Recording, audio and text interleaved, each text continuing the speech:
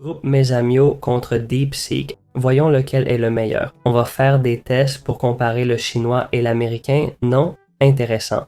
J'aime commencer ces tests par un test d'image, mais ici ce n'est pas possible car DeepSeek ne génère pas d'images. Point pour Mesamio Group qui peut en générer. Alors comparons leur Deep Search à celui de DeepSeek. J'ai posé une question simple sur Nietzsche pour voir le temps de réponse et le fonctionnement de leur Deep Search. On voit que chacun montre sa méthode dans le Deep Search. C'est bien, on peut voir leurs sources et leur processus. Voici les deux résultats. D'abord Gros, qui donne les points clés, l'identité de Friedrich, puis des notes et ses œuvres à la fin. Intéressant. Des conclusions et même des citations de ses sources, ce qui peut être très utile pour un projet ou une étude de terrain. De plus, ensuite, on aurait DeepSeek qui a aussi fait cette recherche, mais comme on peut voir, ce n'était pas aussi détaillé. Il nous a dit les œuvres majeures qui a contribué philosophiquement, mais sans conclusion ni ces citations finales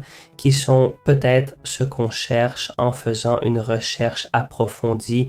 On veut plus d'infos et on voit qu'il n'en donne pas autant qu'il pourrait. Gros, donc un point aussi pour Gros ici. Un nouveau chat. Maintenant, on va voir comment générer un jeu Snake, par exemple, comment ça marcherait en code pour ces deux programmes et voir comment il le génère. Et on vérifiera en le faisant en HTML, ça dépend de la programmation si elle a vraiment été efficace. Voici le code généré par Gros. On va faire le premier test avec Gros. Voici l'écran créé, testons-le.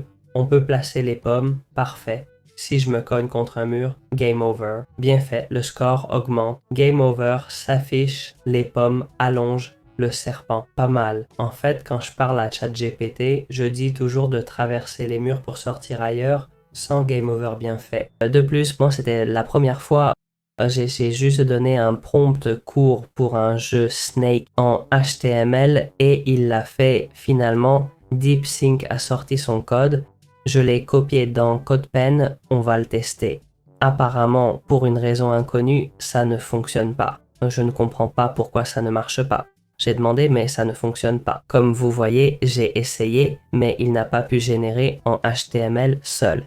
Il n'a même pas tenté, contrairement à Grok qui l'a fait. Bon essai, mais ça ne marche pas. Un point de plus pour Grok. Finalement, on dirait qu'on va conclure, selon ce qu'on a vu, que je pense que c'est mieux, surtout pour les images. Il peut en créer alors que DeepSeek ne peut pas.